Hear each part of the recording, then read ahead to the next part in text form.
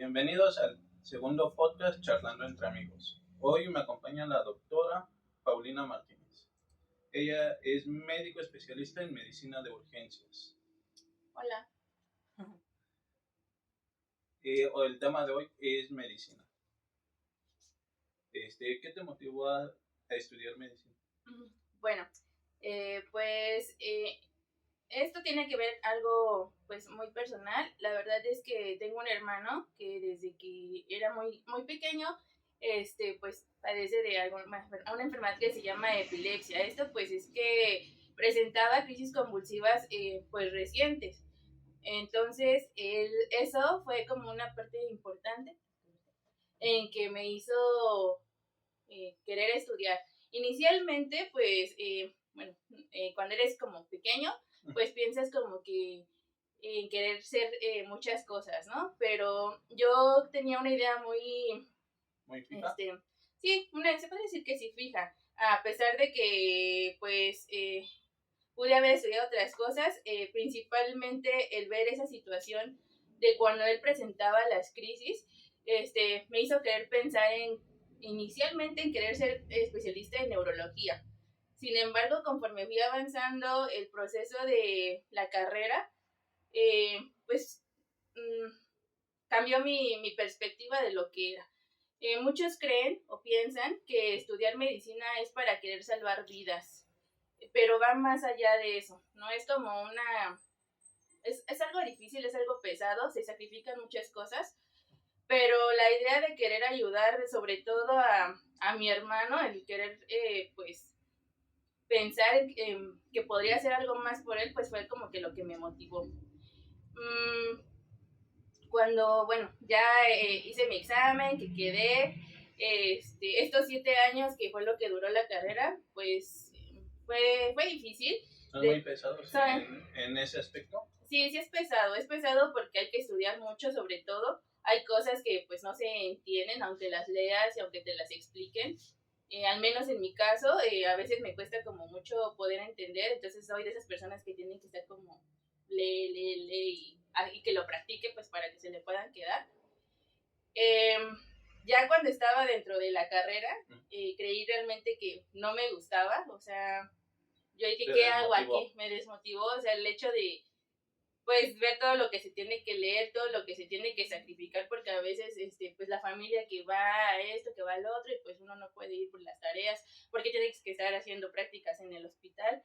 Entonces, pues como que ahí me hizo creer que no, realmente no quería hacer eso. Pensé en mis 7 años de medicina general en querer renunciar, pero también estaba la idea de por qué había iniciado y pensar por otro lado qué voy a hacer, ¿no? O sea, no me veía realmente en otra cosa.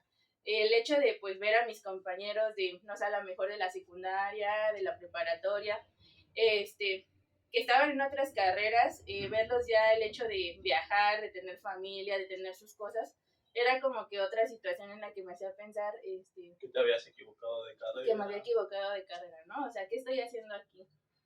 Pero, pues bueno, ya terminé. Eso de las rotaciones, ¿es en un solo hospital o son varios hospitales? A lo largo de la carrera, la escuela busca como ciertos hospitales relacionados a las carreras, más bien a las materias en las que estamos. Pues sí, roté por varios hospitales durante la carrera, y en el internado, que ya es como ya la parte práctica, así es, de la carrera, en donde pues solamente se divide por las principales, ¿cómo se puede decir? Rotas por las principales especialidades en las que debe estar formado un médico general. ¿Y para ti es muy pesado ver cuerpos, no sé, sangrando por un balazo, cortadas o algo así? ¿Te gusta? ¿Te da miedo? ¿Cómo te hace sentir todo eso? No me da miedo, sí me gusta verlo, la adrenalina que uno presenta en ese momento que el paciente llega sangrando es, no sé, es algo inexplicable. La verdad es que muchos creen que pues es difícil, para mí no lo es. De hecho, es una de las cosas que me motivó, por las que me hizo decir sí me gusta medicina.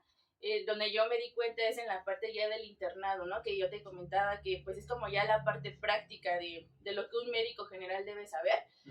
Entonces, ahí pues se rota tanto por cirugía, ginecología, medicina de urgencias, pediatría y medicina interna. Entonces, la parte cuando yo roté en urgencias, el ver cómo los médicos ya especialistas, urgenciólogos adscritos, atendían a un paciente baleado, que lo picaban, ¿no? O sea, o que venía, no sé, a lo mejor que tuvo un accidente con una amputación de un brazo o pierna. O sea, al ver esa situación de cómo abordaban al paciente, lo que hacían, cómo se manejaba el servicio, la organización que había, eso fue algo que yo dije, sí, me gusta, ¿no? Ahí fue donde realmente yo me di cuenta que me gustaba la medicina.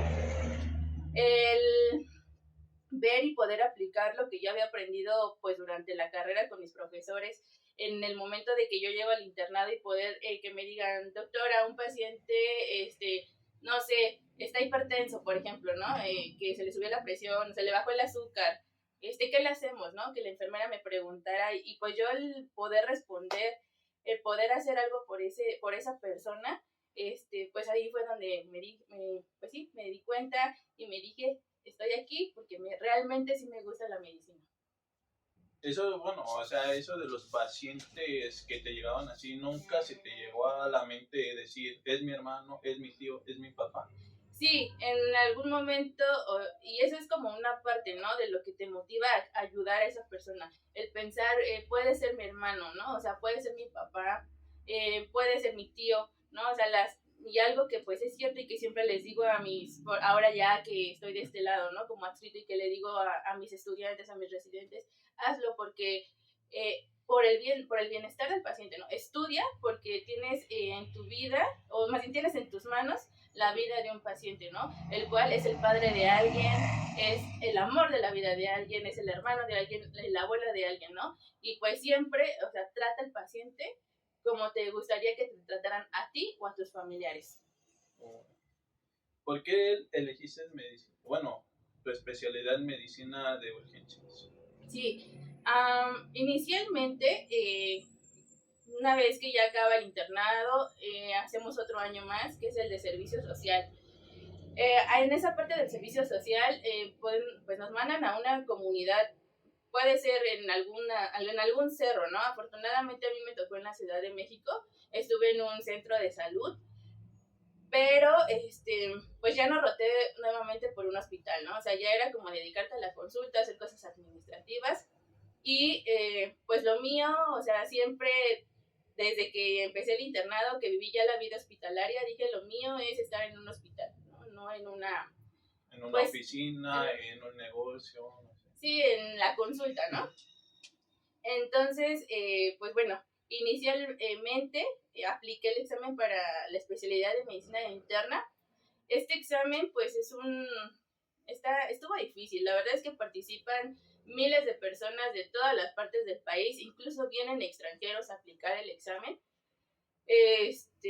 Está difícil, fue un proceso en el que pues tuve que haber estudiado. Inicialmente pues no me quedé, entonces ya en el segundo año que yo apliqué el examen fue ya como más consciente, ya me dediqué tal cual a estudiar y ya iba por algo, ¿no? O sea, la primera vez que lo hice apliqué para medicina interna, pero en realidad no sabía si quería ser internista, ¿no? Entonces ya en esta segunda oportunidad que tuve de presentarlo, ya iba como más en una idea de qué era lo que me gustaba, a qué era lo que me quería dedicar para toda mi vida. Incluso hice un test para ver qué especialidad se acomodaba a mi perfil, a mi personalidad. Y pues en ese test salió medicina de urgencias. Yo comparaba mis rotaciones cuando fui interna de urgencias y de medicina interna. Y la parte emocionante, te digo, la adrenalina que uno vive, la sentí más cuando estaba en medicina de urgencias o la parte de urgencias, la rotación. Y es por eso que yo me decido a aplicar mejor para urgencias. Entonces, pues el hecho de siempre estar, ¿cómo se puede decir? Como movido, como activo, ¿no? El estar, pues viendo al paciente en ese momento cómo está llegando, en que de ti depende que el pronóstico del paciente, ¿no? Más adelante, de que lo que yo haga por él en ese momento, lo que le voy a poner, lo que le voy a aplicar, los procedimientos que yo le voy a hacer al paciente, de mí depende que él más adelante pues no tenga secuelas, ¿no? O sea, que salga bien, que ya en su tiempo hospitalario pues él pueda tener una calidad de vida pues mejor, ¿no? Dependiendo de la patología por la que él haya llegado. ¿Y cómo fue el proceso de ser R? Bueno, porque se cataloga en R1, R2, R3 y R+, ¿no?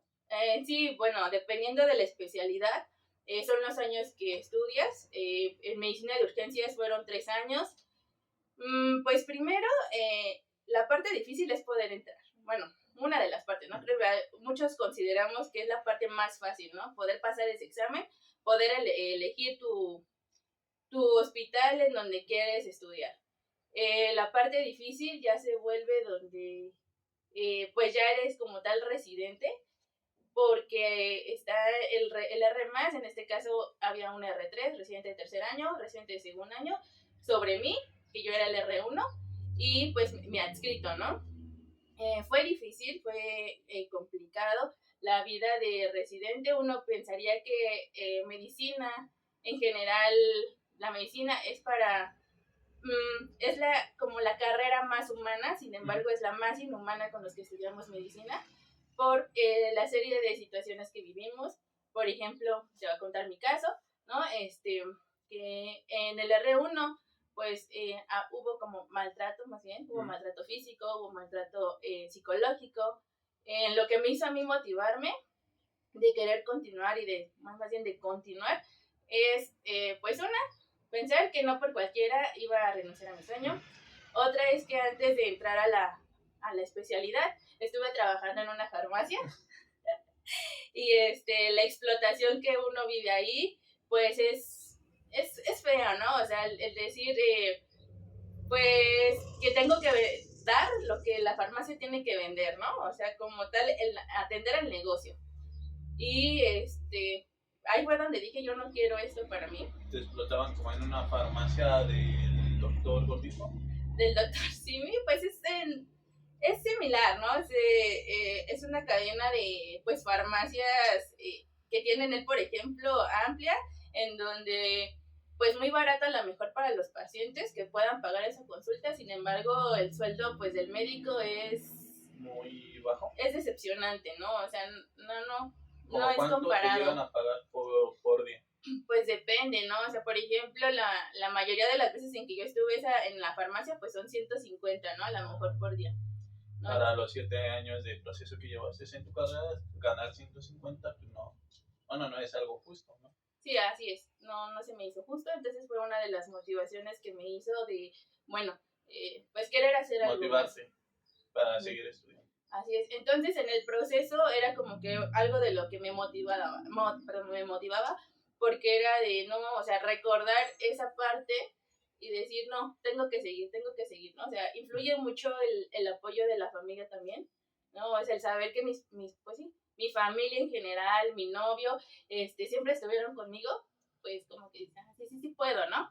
O sea, sí, era ¿Fue como tu más motor para seguir con la carrera? Así es, y poder como aguantar, ¿no? Te comento, o sea, por ser como el más bajo, pues recae sobre ti todos los regaños, toda la responsabilidad, que por qué no están los laboratorios del paciente, por qué este paciente no tiene tal medicamento, ¿no? ¿Por qué no sé, por qué no hiciste el censo? O sea, ese tipo de cosas y la presión de tener que estudiar, de que todo estuviera, ¿no? El hecho de que me dejaran salir tarde, entrar temprano, pues sí fue difícil, ¿no? Fue difícil, pero pues también como que te hace pensar y te hace madurar en muchos aspectos. Es cierto que luego los llegan a castigar de 3 días hasta una semana encerrados sin poder ver a su familia, encerrados, estar sin poder dormir y todo eso. Sí, se supone que ahorita ya, o bueno, desde tiempo atrás, ese tipo de castigos ya no estaba permitido. Sin embargo, pues las autoridades no están como vigilando todo el tiempo, ¿no? Al hospital. Entonces, pues sí, había veces que a lo mejor entraba un viernes y salía hasta el martes.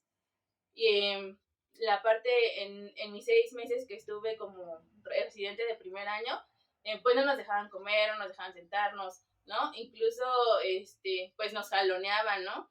Entonces ya fue como cuando un grupo de compañeras y yo decidimos de no, o sea, sí está bien que tengamos que aguantar, pero ciertas cosas, ¿no? Entonces decidimos cambiarnos de hospital, nos mandaron pues a otro lugar, a otro hospital donde pues sí había como ciertas, ¿cómo se puede decir?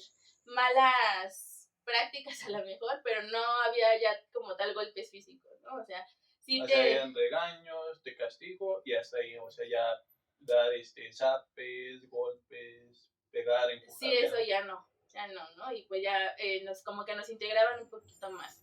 Entonces, pues el R1 sí fue difícil, ya el R2 fue la parte de la pandemia, cierta parte de mi tercer año y pues ya, tiene ya un año, que pues más o menos va a ser un año, que ya terminé de estudiar la especie de medicina de urgencias.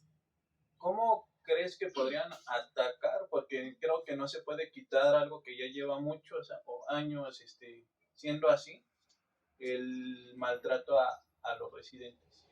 Pues es que eso ya es como de cada persona, ¿sabes? O sea, son prácticas que a lo mejor se ha llevado cierto tiempo. Estoy de acuerdo que debe haber cierta jerarquía, ¿no? Sí, cierta jerarquía, cierto como control, cierto grado de, ¿cómo se puede? No sé, como, olvidé la palabra, pero bueno, o sea, sí como para que te obliguen a estudiar, ajá, cierta disciplina, pero ya el hecho de que te griten de groserías, de que pues te empujen, o sea, eso ya no, eso ya es como que de cada persona y de la madurez, porque si hay quienes, a mí me trataron así, pues yo voy a tratar a igual, ¿no?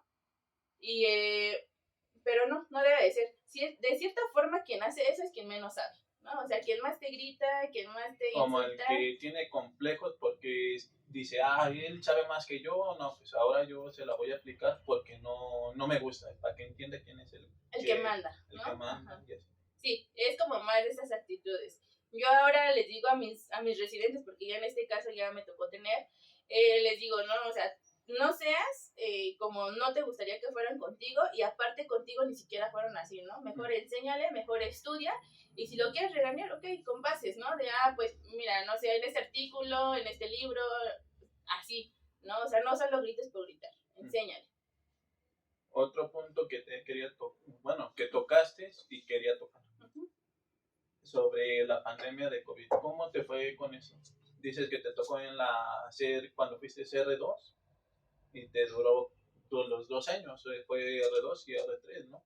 Sí, fue difícil porque obviamente cuando llega el virus, pues nadie sabía cómo se trataba, ¿no? O sea, veías gente morir, pues muchísimo.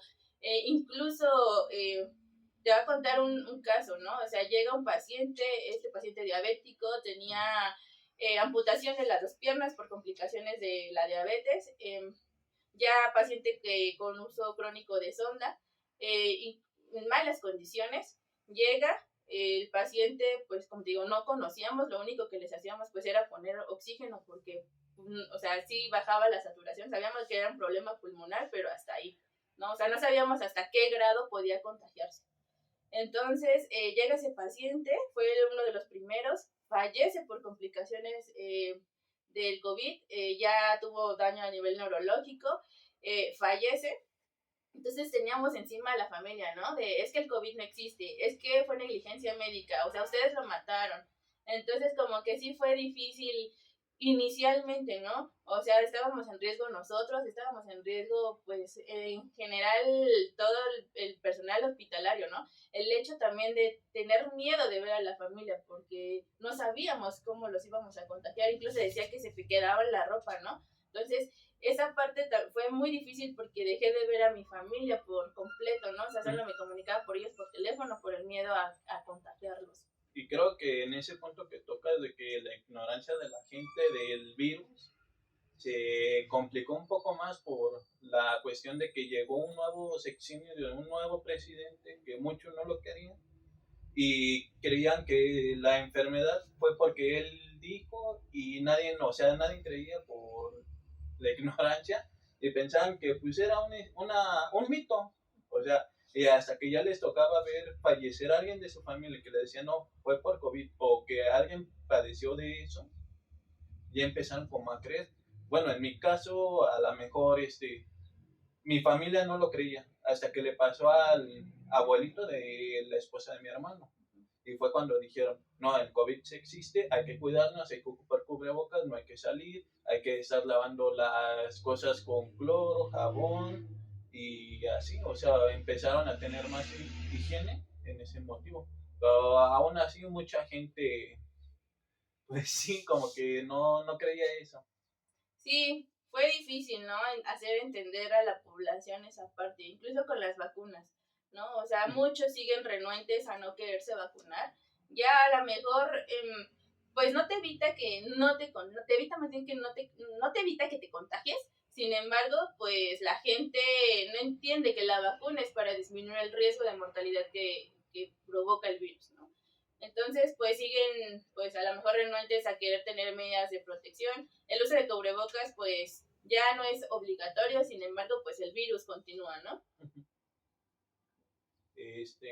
Otro punto que también así como que de tocar, ¿crees que haya otra variante? Sí, incluso ya han sacado pues muchísimas variantes. Es un virus, como todos los virus, pues van mutando. Algunos más riesgosos que otros.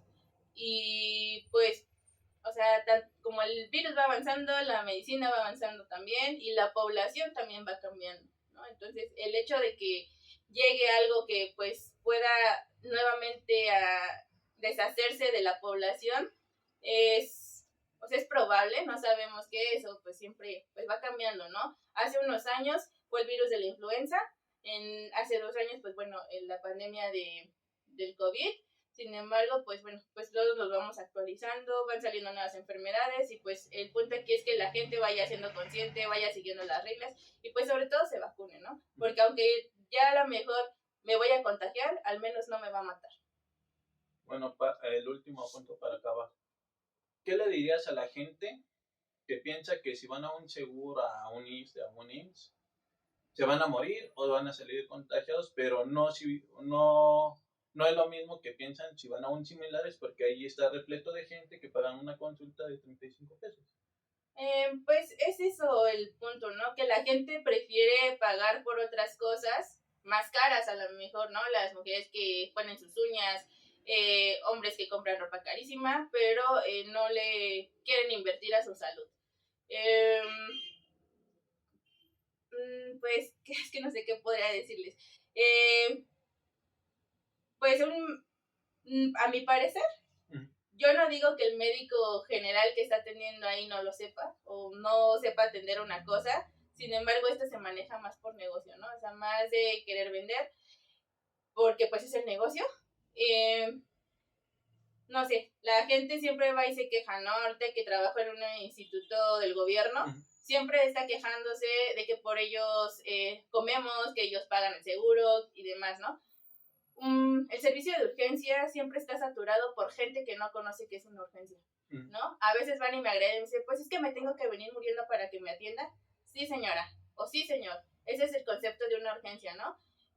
Una urgencia es algo que compromete la vida del paciente, ¿no? O por qué él pasa primero que yo, porque ese paciente viene grave, ¿no? O sea, la prevención, a lo mejor con el médico, ¿no? Un paciente hipertenso, diabético, que llevara su control con su médico familiar mes con mes, no lo tendríamos a lo mejor cada 2 semanas en un servicio de urgencias, porque tanto el paciente como el médico van siendo responsables de su salud, ¿no? Entonces, el servicio de urgencias siempre está saturado por cosas que no son urgentes, ¿no? Por dolores que ya tienen como 4 meses, pero es que vine a urgencias porque sé que aquí me van a atender rápido. No se maneja así. Bueno, te agradecemos la ayuda de la doctora Paulina Martínez. Espero que les haya gustado este podcast, sería el número 2. Les agradezco por su atención. Gracias. Gracias.